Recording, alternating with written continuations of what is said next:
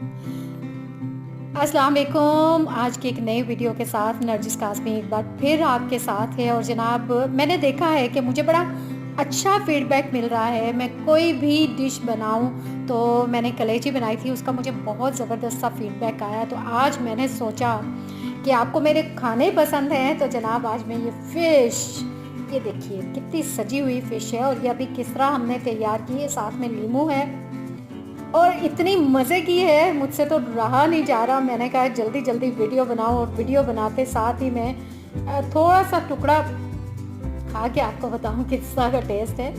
तो ये जनाब मछली है और मैं बिल्कुल आपके सामने थोड़ा सा खाऊंगी, नज़र नहीं लगाना, बाकी मैं आराम से खाऊंगी कसम से। किसी भी तरह बाजारी मछली से ये ज़्यादा टेस्टी है, बहुत मज़े की है। और जनाब आप पूरी वीडियो देखें, मैं इस मछली के साथ इंसाफ कर लूँ।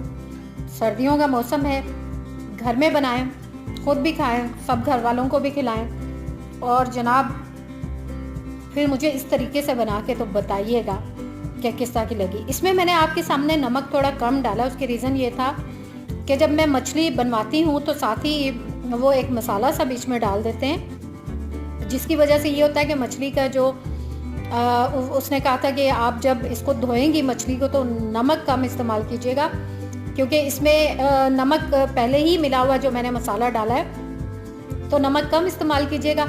तो मैंने जनाब इसमें नमक जो है वो कम इस्तेमाल किया। और इसके ऊपर जो मसाला लगा हुआ है, यकीन माने वो बहुत टेस्टी है। थोड़ा थोड़ा सा मसाला है, बिल्कुल ड्राइड किस्म की फ़िश है और मुझे नहीं लगता कि आपको इस तरह का टेस्ट मार्केट में से मिलेगा। ठीक है। और जब मैंने दोबारा नमक डाला है तो मैंने थोड़ा सा डाला था, तो आप जनाब चेक कर लीजिएगा। कांटे वाली मछली है, हम लोग दूसरी मछली नहीं खाते और यही मछली खाते हैं। तो जनाब मैं तो मछली खाऊंगी, तो आप पूरी वीडियो देखिए। थैंक यू वेरी मच जी। अब जल्दी से हम अपनी रेसिपी की तरफ आ रहे हैं। आज हम बना रहे हैं जनाब फ्राइड फ़िश, और नरजिस काज़मी के हाथ की फ्राइड फ़िश कैसी होती है आपने पूरी वीडियो को देखना है और जनाब ज़रूर कोशिश करनी है अपने घर में बनाने की। उसके लिए सबसे ये देखें, पहले हम लेंगे मछली, ये कोई आधा किलो के करीब ये मछली है, आप ये ले लीजिए। और इसमें जो नमक मिर्च इसके साथ साथ ये है जनाब हल्दी है, और साथ में गरम मसाला पिसा हुआ और सूखा धनिया भी इसमें डलेगा। ये चीज़ें डलेंगी और उसके साथ ये डलेगा लीमू जनाब, और 1 चम्मच आपने ले लेना है अदरक लहसुन का पेस्ट, और इसके साथ थोड़ा सा हमें चाहिए होगा बेसन। तो अब हम अपनी रेसिपी शुरू करते हैं। ये 1 लीमू मेरे ख्याल में इतना बहुत है। अगर आपको ज़्यादा खट्टा चाहिए तो आप 1 की बजाय 2 लीमू भी इस्तेमाल कर सकते हैं, लेकिन मैं 1 ही करूँगी जी। ये 1 लीमू है, ये आपने इसमें अच्छी तरह से निचोड़ लेना है। देखिएगा सारा रस जो है वो इसमें चला जाए जी। तो मैंने इसमें 1 लीमू निचोड़ लिया। मैंने कहा अगर आपको कम लगता है तो आप और भी डाल सकते हैं, लेकिन एक बात जहन में रखिएगा कि लीमू आप ऊपर से भी निचोड़ें तो उसका टेस्ट ज़्यादा अच्छा आता है जब ये तैयार हो जाए। उसके बाद आपने ये डाल देना है जनाब इसमें अदरक लहसुन का पेस्ट, और उसके बाद मैं डालूंगी तकरीबन, ये चूँकि थोड़ा सा है तो मैं इसमें 1 चम्मच ही डालूंगी, और बिल्कुल ज़्यादा नहीं आपने करना। और उसके बाद जनाब मिर्चें, ये सुर्ख मिर्चें आपने अंदाजे से ही डालनी है, आप नमक मिर्च अपने अंदाजे से ही डालिए। ये मैंने हल्दी डाली है अभी, और ये जनाब हो गया हमारा नमक। तो आपने ये अंदाजे से ही डालना है कि आपने कितना डालना है। अब मैं इसमें डालूंगी गरम मसाला, तो ये देखिए ठीक है। ये सारे जो जितने भी स्पाइसेस हैं आप ये अपने अंदाजे से डालिए। मेरे ख्याल में मेरी डिबिया में ख़त्म हो गया सूखा धनिया, लेकिन जितना इसमें है मैंने डाल दिया है। अब इसके बाद इसको आपने हिला लेना है, मिक्स करना है। हाँ, एक बात जहन में रखिएगा कि आप इसमें 1 टेबल स्पून है वो आपने डाल देना है कुकिंग ऑयल भी, और उसके बाद फिर से अब मैं इसको अच्छी तरह से मिक्स करूंगी। ये बहुत होगा 1 टेबल स्पून इसमें कुकिंग ऑयल। इसमें थोड़ी सी मैं काली मिर्चें भी डालूंगी, अगर आपको पसंद है तो ज़रूर डालिए, नहीं पसंद तो लेकिन ये बहुत थोड़ी मिकदार में ही डालिएगा क्योंकि ये बहुत तीखी होती हैं। तो आप इसको अब अच्छी तरह से मिक्स कर लें। ये तकरीबन सारा मसाला जो है वो इसमें मिक्स हो चुका है।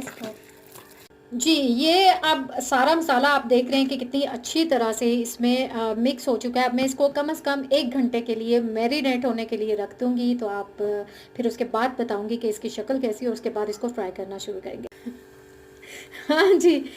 ये देखिए, मैंने तकरीबन 2 घंटे, बल्कि 2 घंटे से ज़्यादा इसको मैरिनेट करके रखा है। जितनी देर आप मैरिनेट करेंगे, इसको करके रखेंगे, जितनी देर तक ये मैरिनेट होगा, उतना ही इसका टेस्ट जो है वो अच्छा आएगा।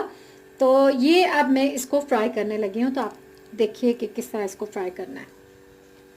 जब आप ऑयल गरम करते हैं तो एक चीज़ का ध्यान रखिएगा कि चूल्हा ना तो ज़्यादा कम हो, ना ही आंच जो है वो ना ज़्यादा कम हो और ना ही ज़्यादा तेज़ हो, क्योंकि मछली है ये जल्दी फ्राई हो जाती है। तो आप मध्यम आंच पे इसको पकाइएगा।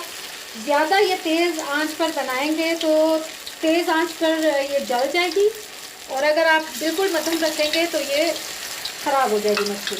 इसलिए आंच हमेशा धीमी रखनी है। अब आपने इसमें सारे पीस मैं इसमें डाल दूंगी। देखिए, इसकी एक साइड जो है वो तैयार हो चुकी हुई है। मैं इसकी साइड बदलूंगी। बड़ा खूबसूरत सा इसका कलर आ रहा है, मैं आपको दिखाती हूँ जनाब। ये साइड चूंकि इसकी तैयार हो चुकी है, तो मैं इसी वजह से अब इन सबकी मछलियों की साइड बदल लूँगी एक दफ़ा। ये जनाब अब बिल्कुल मछली बहुत मज़े की और बड़ी जनाब खुशनुमा रंगत वाली मछली इस वक्त फ्राइड हो चुकी है। तो मेरे ख्याल में मैं अब इन पीसेस को इसमें निकाल लूँ प्लेट में। ये प्लेट,